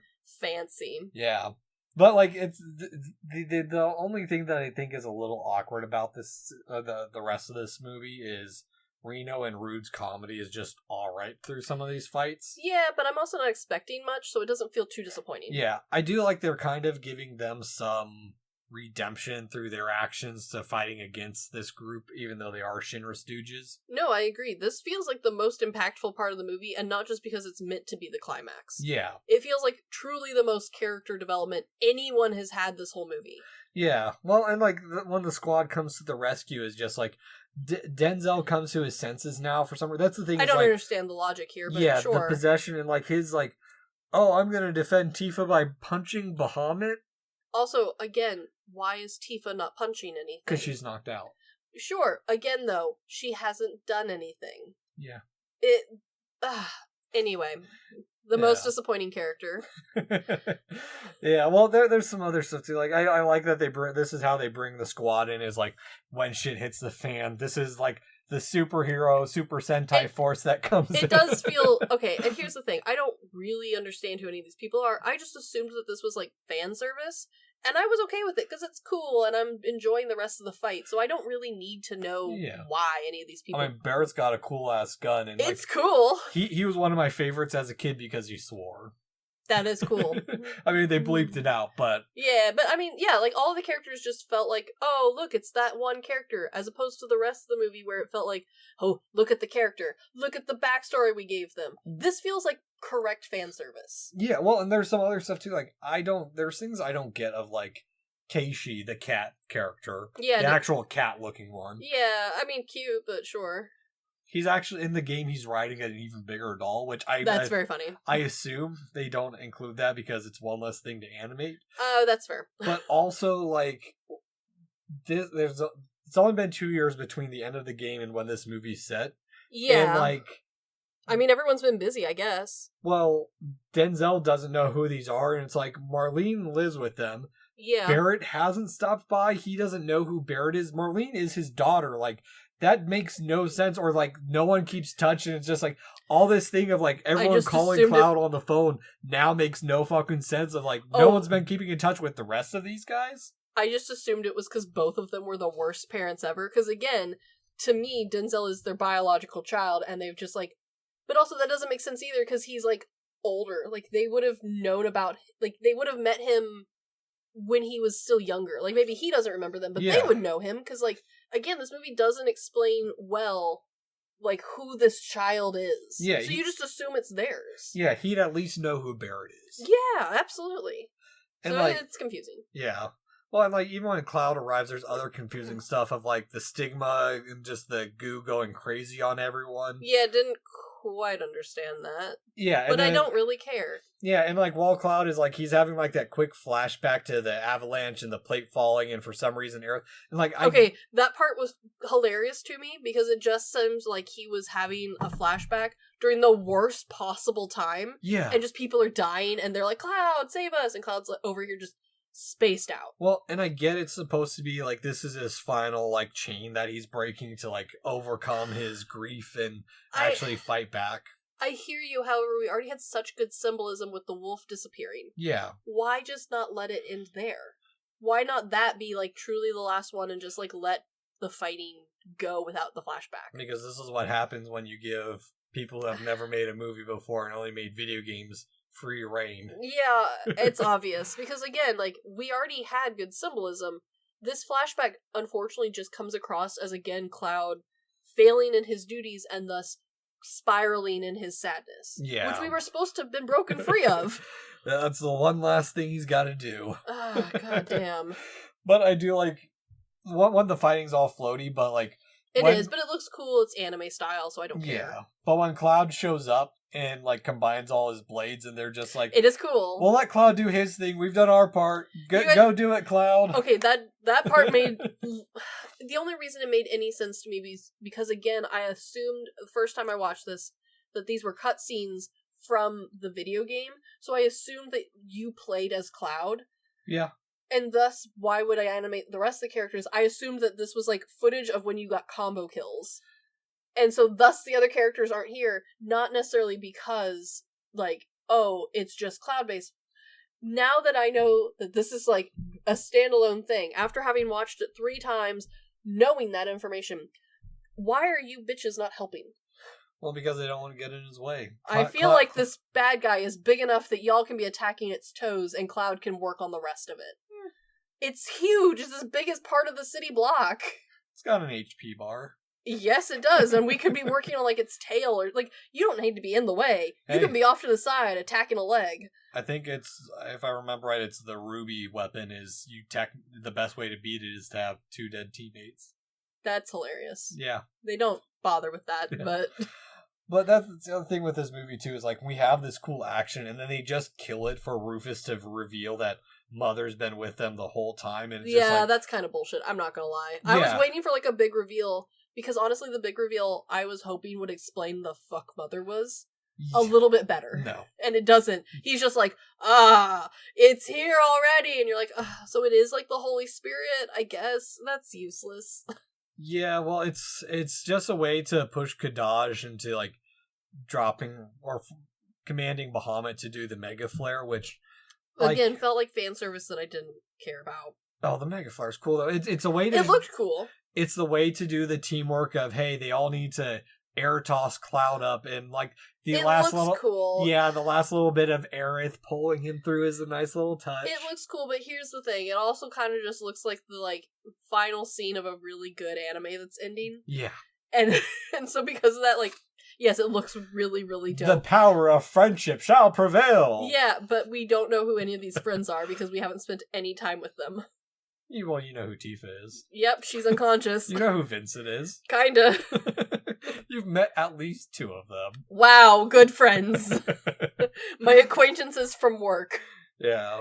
Well, this is also the scene that kind of makes me hate some of the writing a little bit when Shinra escapes and then the 2 Turks that are supposed to be dead like save him. It's like, yeah, this what's that about? Here's what pisses me off about it is Vincent already said that he saved them 15 minutes ago. Yeah, and this isn't a surprise. We knew this. Yeah, exactly. That's why it pisses me off, is just like, if you had cut that dialogue, that would have been a great fan service moment of like, absolutely. Oh shit, they're actually alive and they're back. Yeah, no, that would have been really cool, and also maybe a little bit of a redemption, like an interesting like tie-in for Vincent of like, oh, you saved them. Yeah. Oh, interesting. As opposed to just being like, I saved them, but I left them in the desert to fend for themselves. Okay, well now you seem like a dick. Oh yeah, very much so. And like that bike fight scene is really cool too. I mean, it is cool. Because you probably don't know, it is a return to the game. Nope, didn't care. It looked cool. Bike was nice. Yeah, it's fun. It's a way to bring the baddies numbers down. I mean, I like the Turks are kind of like, I get why the slow-mo is happening in this movie too, or this part too. I get it. I don't know. It's fine. It's the slowdown because, I mean, it's CGI. There's a lot going on. There is a lot happening. But it's a good lead to the fight back to the fallen Midgard, because now they're using it. So the reason this works so well is because, again, you don't know the game. Yeah, so the movie doesn't bother to explain either. The highway is their way to get back into Midgard. In the game, it's how they get out of Midgard is through this highway. Oh, okay. I just assumed it was a highway because that's what highways do. Yeah. Sorry. I know. But like, and then, I mean, it leads into the church, which... I mean, it's symbolic. I was led to believe this was going to be more of like a sci-fi western than it wanted to be, because a lot of the symbology, a lot of the location, the character designs. So, like, I was on board with a lot of that part of it. Unfortunately, they used those imagery with apparently not meaning them, which confusing once you listen to the director talk about the movie, because I interpreted this movie vastly differently than he wrote it, apparently. Oh, I did too. But, I mean, that's the thing, is, like, I get this part is supposed to be, like, the life stream's a threat to Kadash and group. Yeah, and I mean, it comes across even for a non-fan. Yeah, and I mean, we get a little fun fight with now Mini Sephiroth, which was kind of funny. Yeah, and I do appreciate that he's calling Cloud out, that they're not so different. Like, I mean, it's predictable, but, you know, I at this point, I'll take anything. Yeah, but it also is reliant on Cloud, knowing that Cloud is a failed attempt at a Sephiroth clone. Not really, because he's so sad and so depressed that at this point, anyone could call him a little bitch, and I think he'd take it personally. Yeah, I guess. But it is a cool fight, and then especially, like, as he's, like, falling, and then, like... It looks cool. The reveal of Sephiroth is just... It looks really cool. It doesn't mean anything to me. No. But I don't care. At this point, I'm just waiting for literally anyone to win the battle. Because, don't be wrong, the action parts of this movie are by far the best parts. Oh, yeah, I mean, but we've backlogged all the action to the end of the movie. Yeah, it's over the top and great. Like, I love the organic uses of, like, his limit breaks of, like, cross slash and just, like... They look cool. Well, and because the thing you don't know, too, is, like, they're building up the limit breaks he's doing. Like, the first one he used in the forest is Braver, then he uses cross slash. See, technically none of that means anything to me, but I've played enough video games to understand that, like, maybe we're comboing stuff, and that's kind of what we're supposed to be alluding to. Yeah, so think of these as, like, in Bleach, how Ichigo has this power, then he levels up to that power. Or Super Saiyan 1, Super Saiyan 2, I would argue 3. that one's a little less complicated, yeah. That's what the limit breaks are, is, like... It kind of comes across. Yeah. I don't know if it comes across as cleanly as they want, but, like, the idea's there. But yeah, I mean, it's a fun bit of, like, slashing through the giant chunks of building that are falling. It looks cool. I'll give him that. Yeah, and really pushing him to... And, like, the way... There's a part where, like, the beatdown from Sephiroth is actually kind of brutal. Mm-hmm. And, like, we see some blood flying and stuff. Like, it's... Again, I would have loved more of this sprinkled throughout the whole movie. Yeah. It would have maybe balanced out, like, the danger and, like, the potential, like, power of our villains, because up until this point we've really just had children kidnapped. Yeah. Yeah. Well, and, like, even then, like, while he's fighting what it appears to be on his own, it is that nice touch of bringing Zack in to encourage him in that one last push, which... Yeah, I mean, that reads well. Yeah. Yeah. You know, dead friend for glory, all that sort of good jazz. Mm-hmm. And that ending Omnislash is really cool. It does look good, yeah. Yeah. But, I mean, it's a cool death for Kadash, who's just a baby, and, like, I like that they... Like, I wish they played into more of, like, his mommy issues, because he's like, is that you, mommy? And it's like... Okay, it reads weird. Yeah. It reads like a weird, like, you didn't need to say that out loud, my man. Well, and even, like, Saint Aerith is like, I can forgive you. It's like, everyone's been calling me mommy lately, but I'm not your mommy. Yeah, weird, but okay. Yeah, and, like, this is the part where, like, when you're complaining about, like, the cleansing rain... Again, like, they lean so heavily into the Christian symbology. It's such a dumb Deus Ex Machina kind of... Uh-huh. And it's... Because it doesn't work as well, because how the game ends is the life stream comes, and the planet uses the life stream as a weapon to fight the meteor that's falling, that's going to wipe out everything. Sure, I mean, that's easier than sending a man on a rocket to go blow it up. There is an aerospace they do go to space. Okay, so they do send him. They actually do try and send a rocket up to the meteor. I'm so glad that's just a common trope now, that we just send a man to blow up the asteroid. That's a huge plot of the spear guy. Oh, good. Yeah. That's the Sid in this game. Okay. And, I mean, that's the thing is, like, while all this is, like, all this cure is coming in, like... Again, though, I had forgotten that the disease was a problem. Why can't we just have more flowers bloom? Yeah, it would have been so much easier. And then, like, the two dumbass lackeys showing up and just shooting Cloud is just... It's just a dumb add of potential tragedy to, like... Let's just finish this up. Yeah, like, we're done. Wrap this up, please. Well, and on top of that, like, because then now all the kids gather at the church naturally for some reason, and, like, Cloud is revived just floating back through the life stream, like... Makes no damn sense. Because, again, they don't properly explain any of this for just the movie watcher. They just assume that you're, like, good with it. Yeah, and I mean, that's the thing, is, like, it's just... Everyone's healed, the wolf is back for some reason, the children are the future... And back with the squad, and time to heal them all in the hole-in-the-ground slum pool party wreckage. Yeah. As Aerith and Zack watch over and walk away. This is such a damn confusing movie. And I would argue that unless you really are into Final Fantasy, even then, even if you had played the game, I think you would have had to been a pretty hardcore fan to even get all of this. Because apparently you have to read a book that came out 2 years after this movie. 4 years. 4 years after this movie. And there's 3 books. That's too many. Oh, wait until... I'll get into it in just a second, because that's the other baffling thing about this movie. Okay. So you talk about, it should have ended. It should have. Because then we have credits. Yeah. And then we have more credits. That's the exact same credits, just over road footage, or travel footage. Which, again, I've talked about how I like a credit scene that has, like, something happening while I'm watching the credits, because I do like to watch the credits. I like to see who did what. I do use it for reference for our research and stuff here. But why am I watching the credits again? Because there's now pretty road footage and they're spiraling. This is so annoying. We've had credits at the beginning, we had credits at the end, and then we had more credits at the end. Pick one. And pick a style, too. None of these go together. It feels like again, we're not movie makers, and it shows. Yeah. Yeah, no. Like, it shows hard. 100%. And it's in the details of it. Well, and that's the thing, too, is, like, when you talk about how messy this movie is, and, like, not focusing on the kids enough, not really focusing on Cloud's actual issues, and then also Kadaj's group, like, there's just 20 elements going, and it's to the point where, like, focus on one thing or the other. It's like pick one. Yeah, it's like what we complained about in Thunderdome, where it's 2 movies mashed together. Absolutely, same complaint. Visually, much like Thunderdome, I love this. This was a lot of fun. But from a storytelling aspect, even from just a base movie aspect, where consistency in style, consistency in effort, in our camera work, in literally every aspect other than music and visuals, this movie's a mess. Oh, yeah. Well, and that's the unfortunate thing, too, is, like, this movie had such an impact. Like, it was a financial success. Oh, I know.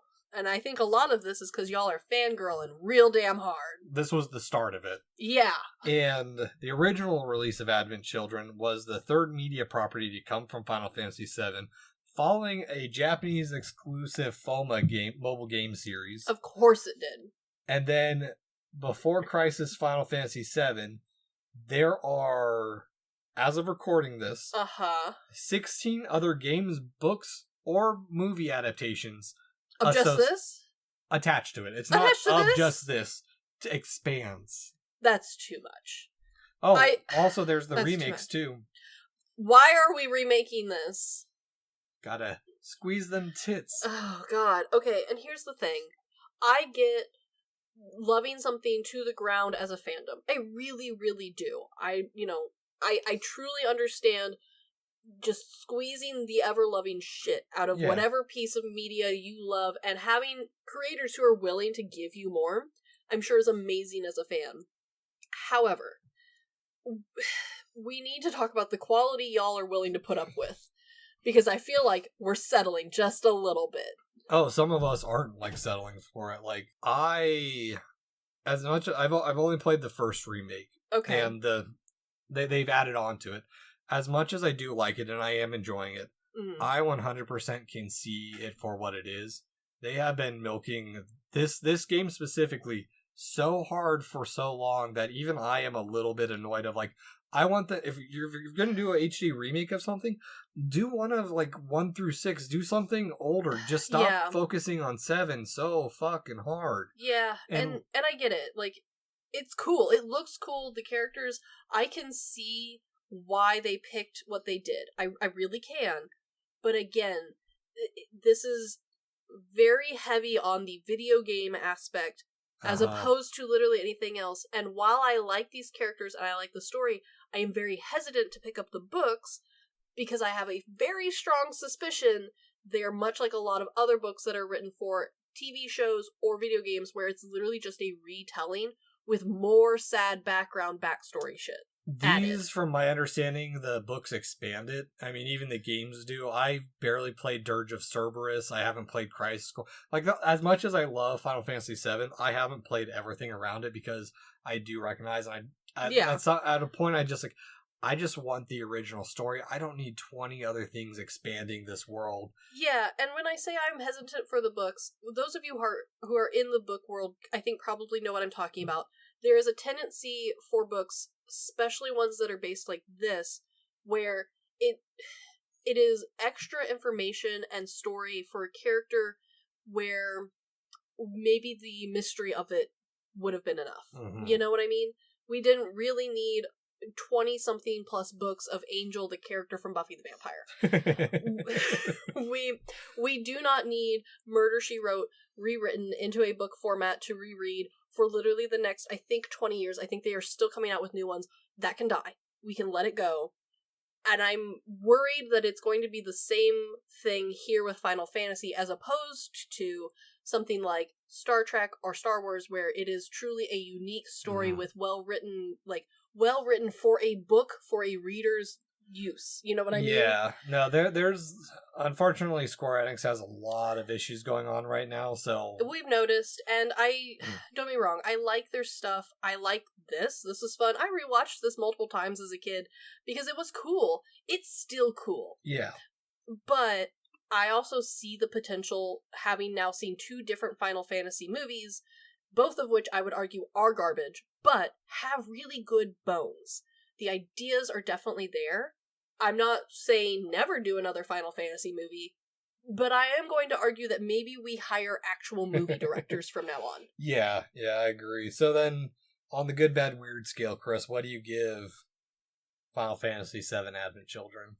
For me, this is going to be a heavy-handed bad. I figured. It has cool stuff in it, but the cool stuff is so heavily outweighed by the bad.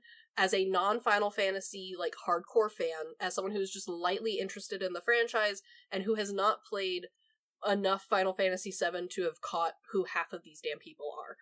It's just bad. Is it fun? Absolutely. Would you watch it? Sure. But you have to admit, this is not a good movie, guys. No. I'm sorry. Yeah, no, and I mean, I'm gonna give it a good bad. Because while the thing is, I do have nostalgia, and I do recognize that for this. Which is fair, and I think that's where most people are coming from. And I enjoy it for the most part, which, again, it's about an hour of the movie I actually enjoy. Yeah. As a movie, it is so rough for the first half, and I would say Advent Children is a Final Fantasy movie for Final Fantasy fans, but I can't ignore how much it relies on the other game, as well as other pieces of information or other stories that came out after the movie was even released to really tie it into it all. I agree. It is that thing that kind of pissed me off with Final Fantasy 15, where there's clear parts in the story where it's a side quest that should have been part of the mainline game in any other older Final Fantasy games. I agree. But was specifically there to sell DLC. I completely agree. Yeah. And I know some people are not going to agree with that statement, but I would implore you to watch this with a critical eye, because while this was cool, I'll give you that, it's bad. Yeah. So, do you recommend Final Fantasy VII Advent Children? No. I don't. And I'm going to say that as, if you are a Final Fantasy fan, I would argue still no. Because it sounds like the games have so much more to offer that instead of wasting almost 2 hours of your time watching this, just watch the clips of it from YouTube like the rest of us did, and then go play the games. Yeah, like the Sephiroth fight is I think the one I watched the most. I 100% watched that a bunch of times. You can watch it with different music soundtracks if you want, because everyone's remixed it to hell. Look, it's cool, and I get that it's for the fans, and it's so in-depth for fans, but I would argue if you're a big fan of Final Fantasy, just go play Final Fantasy. It sounds much more fulfilling than spending 2 hours watching this. Yeah, I am very much in the same boat as you. As much as I do enjoy parts of it, I cannot recommend Final Fantasy VII Advent Children. It is such a rough movie. The only time I would recommend it is like as an experiment to watch, understanding that it was not made by traditional filmmakers, and I think that's the interesting aspect of it. Yeah, maybe compare this against other video game-based movies to see like what you unfortunately missed out on. As well as like the photorealism that went into making this movie too. Which, don't get me wrong, again, it looks good, but maybe just watch parts of it on YouTube with, the cool music in the background. Yeah, very much so. So that's Final Fantasy VII Advent Children. We are a great way to kick off the year, right, Chris? We did it. Yeah, but fare thee well to the realms of Final Fantasy as we are starting a new series on Tales as Old as Time. Thank God. We are continuing animation for a little bit, so we're changing things up a little bit for the start of this year. So. Yeah, something different. Just a little bit. But not too different. Yeah. But anywho, this has been the Good, the Bad, and the Weird podcast. Thanks for listening. Peace.